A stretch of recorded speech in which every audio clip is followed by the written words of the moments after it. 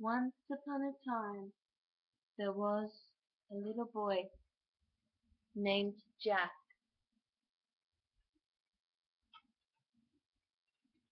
Jack lived with his mother. They were very poor. The only thing they owned was a cow.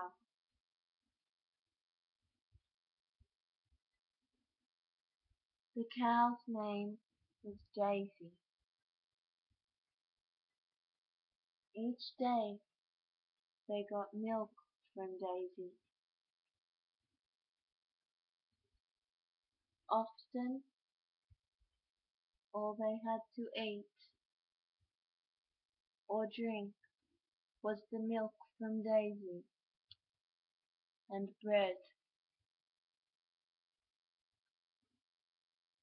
Jack loved Daisy, but one day Mother said that they were down to their last piece of bread and they would need to sell Daisy or they would starve. Jack was very upset by this, but since his father had gone missing one day with no explanation, Jack had grown up fast and had become the man of the house. So he did not spend time crying. He knew what needed to be done, and that he, as the man of the house, had to do this and look after his mother. They ate their bread for dinner that night. The next morning, Jack's mother, Helen, knew this was going to be a hard day for Jack to give up Daisy. She held him tight and told him that one day, if they ever had the money, they would try and find Daisy again and buy her back. Jack spent his last moments enjoying some cuddling with Daisy and said goodbye to his mother and set out to the market to try and sell Daisy. He walked slowly, wanting to spend time with Daisy, talking to Daisy as he walked. He always talked to Daisy. She always listened. She was never too busy. He loved Daisy. Just then, lost in his thoughts and his words with Daisy, a little man stopped him. The little man had a long beard. He was quite funny looking. And he said to Jack, "Where are you going, young lad?" "I'm going to the market to sell my cow, Daisy." "How much do you want for her?" asked the man. "Well, how much would you offer?" said Jack. "Oh, I am willing to offer you something far greater than money, something far more valuable than you will get from the market." Jack's ears pricked up. What could it possibly be? He said to the man, "What is it?" And the man held out his hand, and in it were 5 beans. "I'm willing to offer you these 5 beans." Jack looked at the man with a puzzled expression, and he thought to himself that this man must be a drunk and a silly man. Jack paid no attention to his offer and decided to say goodbye and be on his way. "Wait a moment, young lad. Are you not going to consider my offer?" "Of course I am not. My family is starving. Daisy is all we have. If we had a choice we would not sell her. She's part of our family. But we are going to starve. Your beans are not going to be any use to us." "Oh, young lad, I would not offer you simply beans for eating. Certainly not only 5 for a cow. I am trying to help you, young lad. These beans are magic beans. They bring to you what you need." "What kind of magic? Like, do they make you fly?" "Because flying isn't going to feed my family either. As I said to you, young lad, these magic beans bring different things to different people. They will bring to you what you need." Jack thought about this. What he needed. Well, that sounded to him like a very good deal indeed. He accepted the strange little man's offer and cuddled Daisy one last time, reluctantly handed over her rope, and said goodbye, accepting the man's 5 beans. He put them in his pocket and headed home. He walked home, skipping happily, thinking of how things could be. When he got there, his mother noticed that Jack didn't have the cow, and she was happy because she knew they would be eating that night. For if he did not have the cow, that means he must have sold her, and he must have money, and they would not starve tonight. "Oh, Jack, you're a good boy. I know that must have been hard for you. Now, how much money did you get for her?" I didn't get money, Mum. I got these magical beans." "Jack, tell me you are joking." "No, Mother. Along the way I saw a funny little old man, and he told me that these beans will bring to me what I need. They bring different things to different people, and they will give us whatever it is we need." "Oh, Jack, you have been fooled. Oh, Jack, whatever will we do? Oh, Jack, it isn't your fault. You're just a young boy. I shouldn't have sent you out on your own. We will starve tonight. We have nothing to eat. Give me those beans. Oh, there's not even enough to cook up a meal." She threw them out the window. They landed just outside of Jack's bedroom window. "Jack, I'm sorry. I have nothing to offer you for tea. Go to bed, my boy." She went to bed too. They both went to bed, hungry and miserable. Jack feeling terrible that he had been tricked. That night, strangely, they both managed to sleep. Normally of a morning, when Jack woke, there would be sun shining in his window. But on this morning, the sun was being blocked out, like something was in front of it. Was he wrong? Was it not morning yet? He put on his slippers that were at his bed, and he looked out the window. He could not believe his eyes. Right in the spot that his mother had thrown those beans had grown an enormous beanstalk. It went right up through the clouds and into the sky. Could it really be magic? Those magic beans have grown a magic beanstalk. But how could I need a beanstalk? It must be that what I need is up in that beanstalk. She decided to get dressed and climb it before Mother woke and told him not to.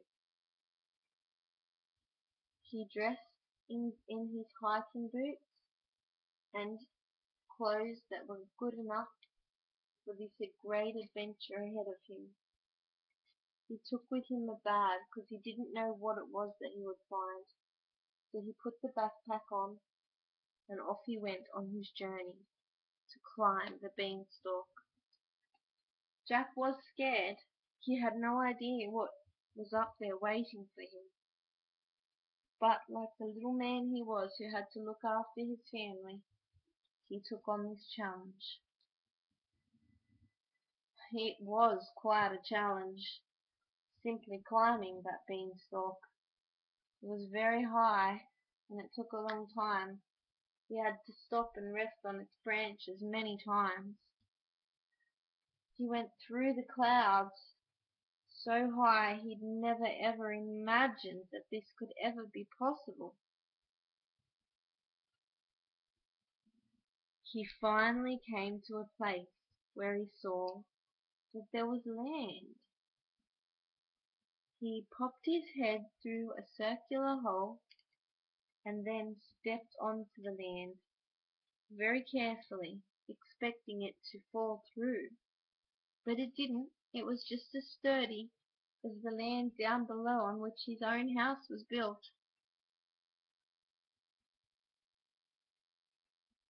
Everything here was huge. The clouds around him were huge. This seemed to be a land in the clouds. The path was wide and huge. There were footsteps in mud surrounding him, footsteps that were huge. In the distance he could see a great castle, and even this far away he could tell it too was huge. He continued walking till he got close to it. He was so small before this door. There was no way on earth that he could possibly reach the doorbell or the door knocker. He looked like a tiny little mouse standing at this door. He heard a sound as though something was sniffing. It was on the other side of the door, and then the door opened. A ginormous woman stood before him. She was a giant. It was true. Giants are real. He could not believe it. He had to be dreaming. As though the woman knew his thoughts, she said, "No, young lad, you're not dreaming. But at any moment this could become a nightmare. If my husband smells you out as I did, he will grind your bones to make his bread. Come on, we have to hide you." This giant lady was quite rough, but yet very caring. Jack followed the lady. She put him into a pan and hid him in an oven. He felt quite scared. "Don't worry, young boy. I don't have a taste for children," she smiled. "But this is the one place he won't be able to smell you or look and find you. It's I who does the cooking around here, as you can tell," she said, wearing her apron. Just then there was a thudding sound coming towards them. She quickly closed the door. Just a creak was open enough for Jack to be able to see. And what he saw was another giant, even bigger than the woman. He was the biggest he could ever have imagined any giant to be. He sniffed the air. Fee, fi, fo, fum. I smell the blood of an Englishman. Be him alive, or be him dead, I'll grind his bones to make my bread. Oh, don't be silly, silly old giant man. Where on earth would there be an Englishman around here for you to grind? I think you're dreaming. What I do have for you is a lamb. There was a cooked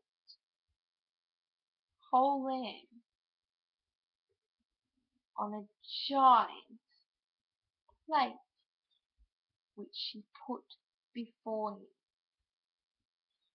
Jack was quite disgusted, but what had he expected a giant would eat? The chicken wings certainly wouldn't fill him up. He watched the giant polish off his food in no time at all. "Woman," he said to the giant lady. She looked quite annoyed, but turned round with one hand on one hip and said, "Yes." "Fetch me my golden hen." She went and came back with a cage. In the cage was a box. When he opened the box, a hen of sorts came out. Now this hen was not feathery like a normal hen. It didn't cluck or make any sounds. It was very ornamental looking. Yet it could step around. "Hen, lay," said the giant. The hen stepped around in a small circle, taking deliberate yet small steps. Next to the giant's large hen, it looked as small as a penny. Finally, it stopped walking in circles, and it positioned itself in a comfortable spot, sat, wiggled. After a few moments, it stood up and stepped aside, and there it had left a golden egg. "Ah, my precious laying hen," said the giant. He put her in the box, but not in the cage. He turned a knob which locked the box, but there was no key. The giant then looked at this golden egg, which again looked as small as a tiny little lolly in this great giant's hand. He admired it for some time, and then his eyes started to look sleepy. The woman had gone upstairs by now. She was cleaning. Jack heard the giant snoring. After he'd been snoring for some time, Jack snuck out that tiny little crack in the oven. He ran across, looking like a tiny little mouse in this great big giant house. His heart was pounding. It felt as though it was pounding so loudly the giant might hear it. But the giant was snoring. Each breath out could have blown Jack away. He had to be careful which direction he stepped in, so that he would not be blown aside. When he got to the top of the table, he picked up this box, this chest, which contained the hen. In Jack's hands, it was the size of, say, a briefcase, but wider. Now he slid down the leg of the table. He was still scared, heart pounding, but the giant was still snoring. He ran to the door, and as it was so huge, the gap beneath it was just the right size for Jack to be able to slide through, but not with the box. He opened the box, took this ornamental hen out, pushed it under the hole, sliding under the hole with it. They were free. He ran and ran with his little heart beating, expecting the giant to wake and come chasing behind him. But no one came. At the end of the path, Jack was lost. It was all foggy looking on the ground. He had to find the little hole. Finally he found it. He couldn't see the stalk though. He just jumped, as scared as he was, knowing that he would land on the stalk. And jump he did, jumping with blind faith, without the stalk in his sight. He jumped, and yes, he did land on the stalk. The hen seemed to admire him as he went about all of this. The hen was very nice. It didn't make noises or fuss or try to escape. Simply went along with what it was being told to do. Finally, after the long walk, which was not quite as long as the climb up, not only because it was less strenuous, but because of all the adrenaline that Jack had felt from his heart pounding and racing in case that giant came behind them. He came down the stalk and ran inside. Jack, Jack, where on earth have you been? I've been looking everywhere for you. Did you see that great big stalk outside your bedroom window? I think I must be crazy, but I'll say it. I do think it came from those beans. Don't tell me you climbed that beanstalk. Oh, please, Jack, don't tell me you did. It's dangerous. Mum, calm down, calm down. His mum sat down and gestured for him to come sit on her lap.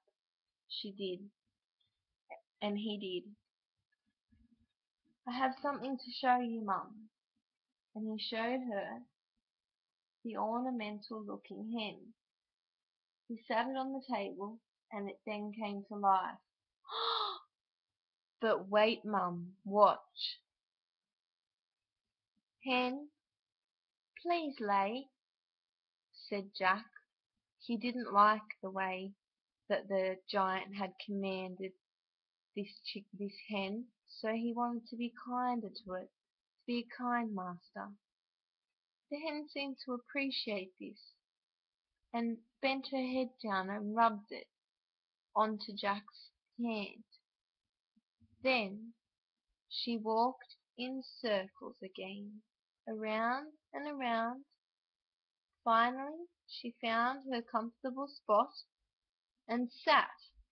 She wriggled a little, then stayed still, then stood up and stepped aside. There was a golden egg in their hands, in Helen and Jack's hands. It was the size of any other hen's egg, but it was solid gold. They were rich. "Oh, Jack, we will never be poor again. Oh, Jack, I'm so sorry. I'm so sorry I got upset at you. But who would believe in such a thing as magic beanstalks and magic beans? But it has given us exactly what we needed. More than we needed. We will never ever starve again.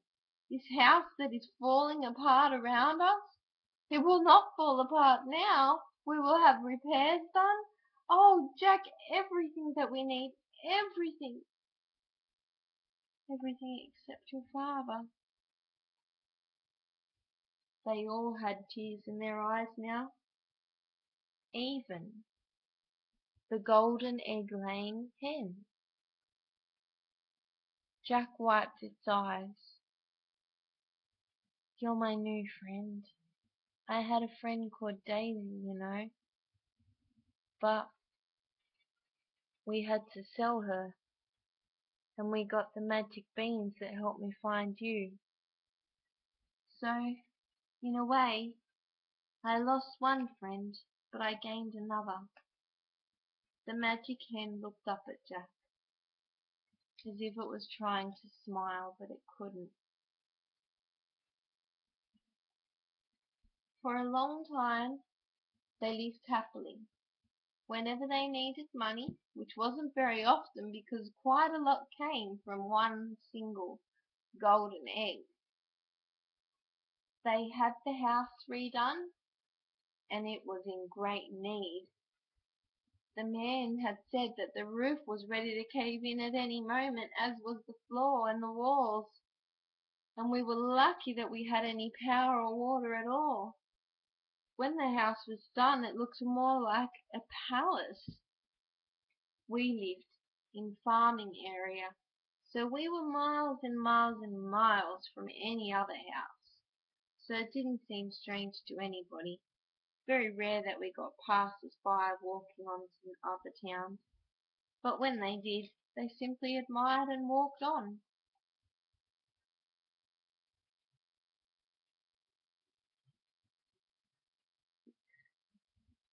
After all that was done, they had plenty of food, everything they needed.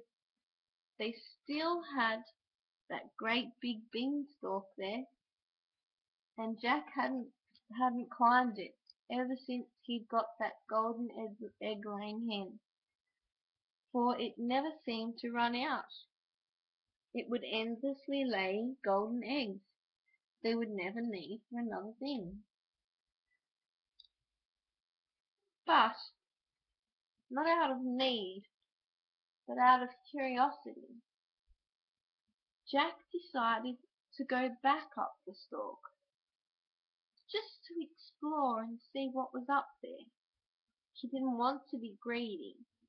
He had lived his life poor, and he knew that they had what they needed, apart, of course, from the one thing that they could never be given back, his father.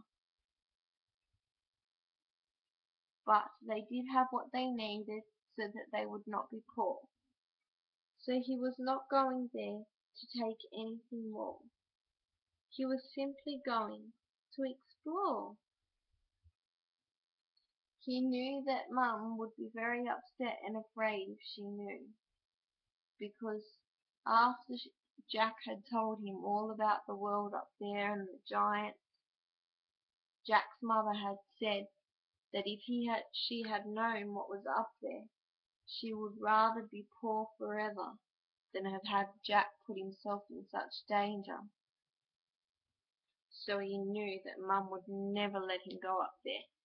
Never ever, not for a single thing. So Jack waited till one day his mother was going to the market. When she'd been gone long enough to know that she was not going to return, he set himself with his hiking boots and his hiking clothes and everything he would need, a hunting knife, just in case, some rope, and off he went to climb the beanstalk, leaving his special friend in its new home that he had made for it, somewhere it would be safe so that no one could steal it.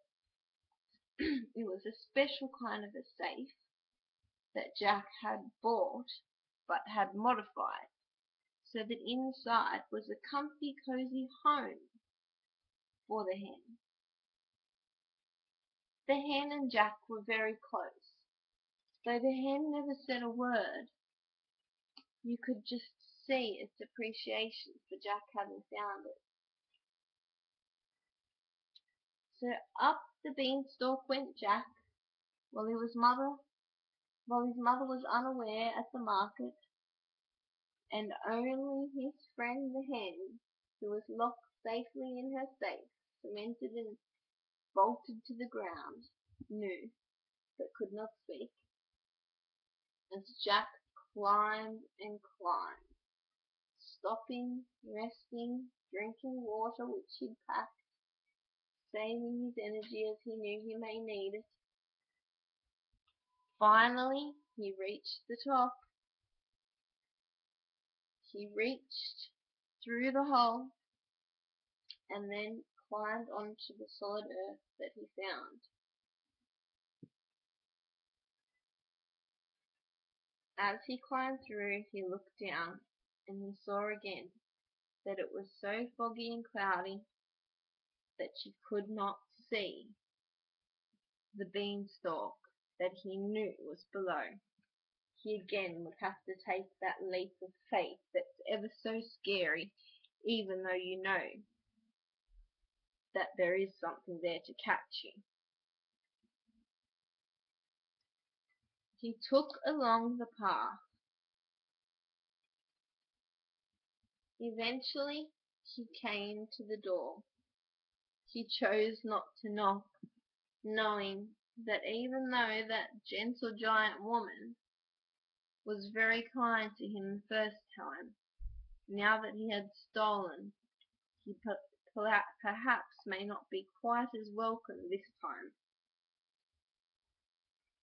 So he listened with his ear, afraid that she might smell him. He could not hear a sound, and so he wiggled himself, dragging his bag with him, under the door gap. There was no one in sight. He had to hide somewhere, and neither of them would smell him. So he found himself a cupboard which was open slightly and hid inside. Then he heard two sets of giant pounding footsteps coming. "I am off to the giant's markets.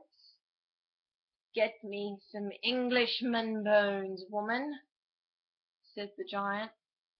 "If there are any. You know there haven't been for some time. Well, at least a human to amuse me, if not their bones. I'll see what I can do, love." And she left, sniffing behind her, but then bobbing it off. "Must be my imagination. No one would dare come back here," she said to herself, and walked out the door, off to the giant market. Then the giant sat himself down at the table. He was ready to entertain himself and have his afternoon nap. At the sink below it there was, in fact, a bin with bones in it, so Jack could see that the giant had already eaten before the woman giant had left for her day at the market.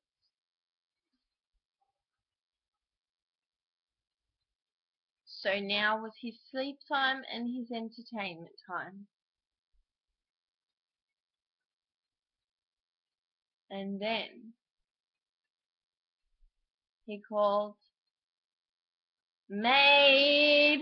in a bellowing voice. A tiny person, well, not tiny to Jack. To Jack, in fact, she was simply the size of his mother. But in comparison to the giant that she was standing at his foot, she looked very small. "Bring me my man jar," he said. She walked off in the direction of a closet, a mini closet. Mini to the giant, anyhow. The woman pulled a key from her pocket, opened this cupboard, and inside was a jar the size of her, with a man in it. But he was wriggling around, and he had his hands tied behind his back, his feet tied, and he was covered in a sheet from head to toe, with only his arms sticking through a hole made in the sheet and his legs sticking through a hole made in the sheet. She looped a rope around the jar and dragged it out. It was very heavy for her, but the giant made no effort for what would be so simply easy and as light as a feather for him. He just sat there while she struggled to drag it along. "Now hurry up, maid. If you're of no use to me, I shall grind your bones." She tried with all her might to drag harder and faster, until she finally made it to the foot of the giant and took the rope off. She went back and closed the cupboard as the giant reached down and picked up the jar. The giant opened the jar. He took out the man with the sheet over him. "Now you stop wiggling. You know what happens if you don't behave, now don't you? I will grind your entire body next time. Do you understand?" "Mmm," came the muffled reply from the taped-up mouth. The giant, with his fingertips, removed the sheet from the man. At this point Jack could only see the back of him. Then the giant pulled apart the ropes, which were just like cotton string to the giant, off his feet and his wrists. And now, he told the man, "Stand." The man looked weak. "You will do as I say, and you will do it vigorously." "You will do as I say for your supper. Do you understand?" The man immediately chirped up, as the maid brought a bowl of what looked like slop. She put it at the giant's foot. The giant reached down and picked it up with his fingers because it looked so tiny in his hand, and he put it before the man. The man looked like it was taking every bit of strength he had and willpower that he had not to jump and pounce at that bowl. "He must be starving," thought Jack. Still Jack could only see the back of him. "Okay, Go on, you can eat first. So the man walked over to the bowl, and he ate out of it. With no knife or fork, he was forced to eat like a dog, like an animal, down on his hands and knees, eating out of a bowl that was tiny as it was in the giant's hand. It was still too big for this man. He ate up as much as his belly could handle, and that was just about all of it. Oh, you're saving the rest for the end of your performance. Yeah, his voice came like a squeak. He sounded very weak. Still, Jack could only see the back of this man. The giant pushed the bowl away. All right then, you shall dance for your supper, said the giant.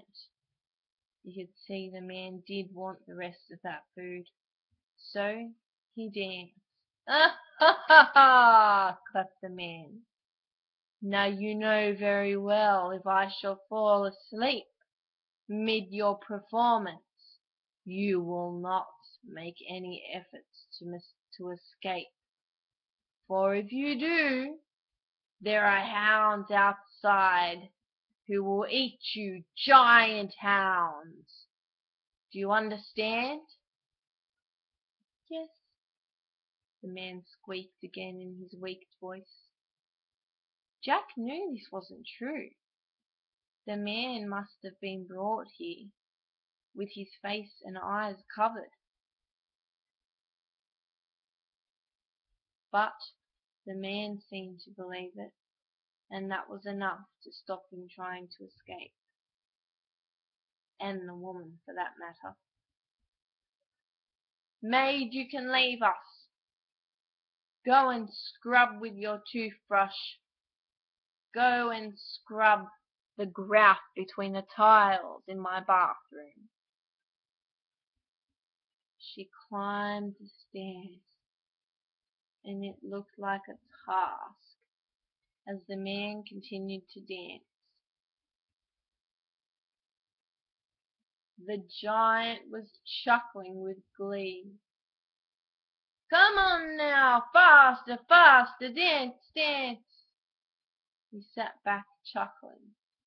The giant was watching him dance, struggling to stay on 2 feet. As tired and weak as he was, the giant found this funny. The giant's eyes grew tired. He yawned. Soon his eyes closed, but the man continued to dance.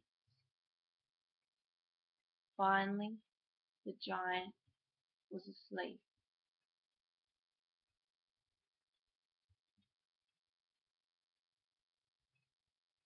The dancing man walked over to the bowl and began to eat. Jack could now see the man's face. If he had lost a lot of weight and he was very bony, but he knew that face anywhere. He wanted to scream out, but he knew he couldn't. So instead he whispered to himself, Dad, it was his dad. He had to find some way. He had to get over to that table and get his dad and tell him there are no bloodthirsty hounds outside. Just then, the man finished his food and sat at his jar. Just as the giant had warned him not to try to escape, here was the man with every chance to run, but he truly was scared that there were bloodthirsty hounds waiting to eat him. So he sat at his jar waiting to be put away. The giant's catnap lasted not long, for the noise of a sweet kind of sounding yawn woke him. Ah, my harp! Maid, gather all the maids together. I want my harp. The main maid gathered 10 other human maids, and they all carried out a solid gold harp. Master, master, my dear master, it sang in a sweet voice. Oh, my heavenly precious harp, have they been caring for you? Not well enough, master. This harp seemed to be very mean and nasty to these women. Jack had an idea. He would snatch this harp and take it away so it could not get these maids in trouble any more. What shall we do with these maids, then, harp? Well, when they polished me, they left the spot. Oh, how dare they? Said the giant. Yes, I think they should all climb in and swim amongst your toilet water as they scrub it with their little mini hand brushes, each and every one of them. They all looked at each other, trying to hide their disdain. Well, go on, you heard, said the great giant, and off he went. Jack decided then, when the giant was fast and properly asleep, he would take that harp. He would take her and get rid of her so she could cause no more harm to these poor maids. The harp sang for about an hour, as Jack's dad still sat in front of the jar. The giant was now well fast asleep, and had been for some time. Though the harp continued to sing, she began to sound sleepy herself. Eventually, dressed in new clothes, the maids all came down and stood in a line. They just stood there obediently. Eventually, the harp fell asleep. Then, some of the maids climbed up and put a beautiful shining silver-coloured cloth over the harp and climbed back down and stood in line. Now was Jack's chance. With the harp and the giant asleep, and they had been asleep for some time, so he was certain they would not wake. He climbed up the table leg, getting his ropes ready. His dad looked at him. His dad grabbed him and held him, afraid to say a word that may wake the giant. They both put a finger to their lips, as if to say, "Shh." They both smiled.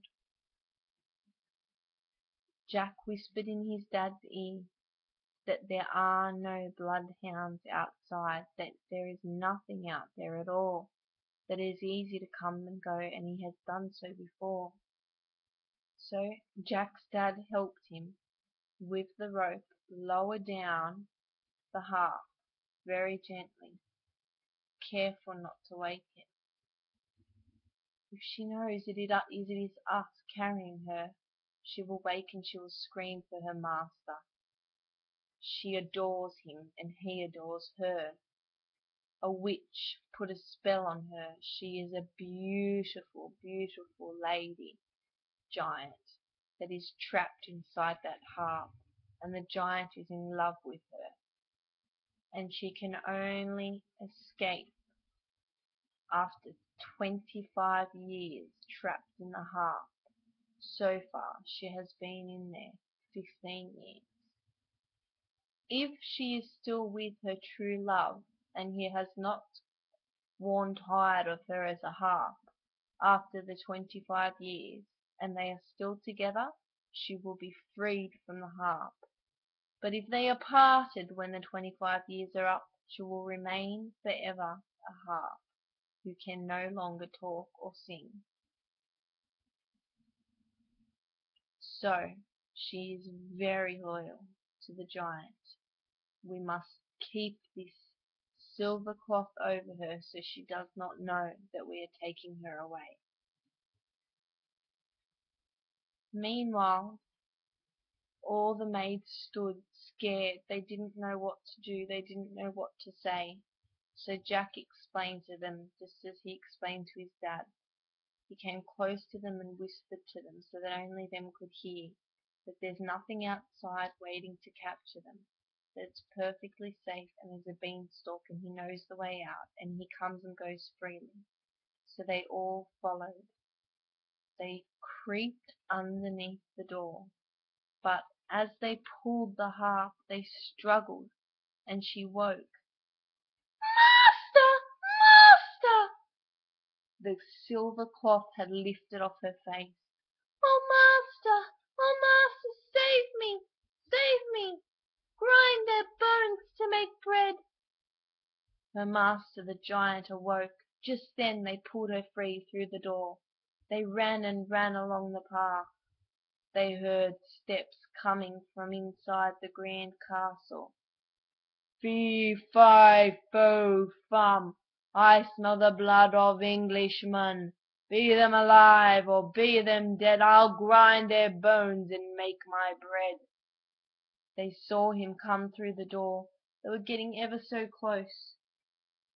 They got to the hole finally, but he was coming close behind them.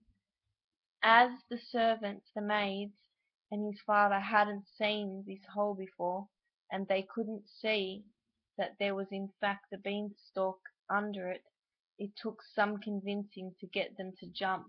"Look, I know it's scary, but look how close he is." Finally he was only steps away, and each maid jumped one after the other, grabbing onto the beanstalk as they landed on it, and they all climbed down as fast as they could. They couldn't see, but up above the giant was trying to see. Where had they gone? Where had they gone in this mist? He reached down and he felt the vine. He felt the beanstalk, and as he was grabbing it, they felt it rocking. They each reached the bottom. "Jack! Jack!" called the mother. And then she saw her husband. "There's no time now for reunions, mother. Grab my axe, there's a giant coming." She ran for the axe just as the giant was to be seen, and he started hacking away as Jack's mother and father hugged. They hacked and hacked as the harp was calling, "Master, master!" I'm coming, I'll grind all their bones." The final chop, bang! And down went the beanstalk, down, so heavy with the giant upon it that it made a great huge hole through to the bottom of the ends of the earth. Gone was the giant, gone forever. And then the hole closed up. There was no longer any trace of any beanstalk, no trace of any giant or hole in the ground. All that was left was everything that Jack had needed. His father and all the food they could ever need, with the riches of the golden hen. They also had freed these wonderful women, and they wanted them too to have something after all that this horrible harp had done to them. Jack took them to the richest man he knew in town with the harp. They deserved to get something from this harp after all the pain and suffering she'd caused them. So Jack taped her mouth closed as they took it to the richest man in town, He was known to buy and sell special things. He liked to collect unusual things. They told the man that they had something unlike anything that had ever existed before, and that each woman would want $2 million each if he were to buy the harp. Well, what does it do? It must be special for that amount, said the man. They pulled the tape off the lady's mouth. She saw her opportunity, a new love. Although the 25 years would start again, at least she'd have some chance. Oh, master, let me sing for you. Wouldn't you like to be my handsome master? Said the harp. The man was entranced by it. I must have it, I must have it.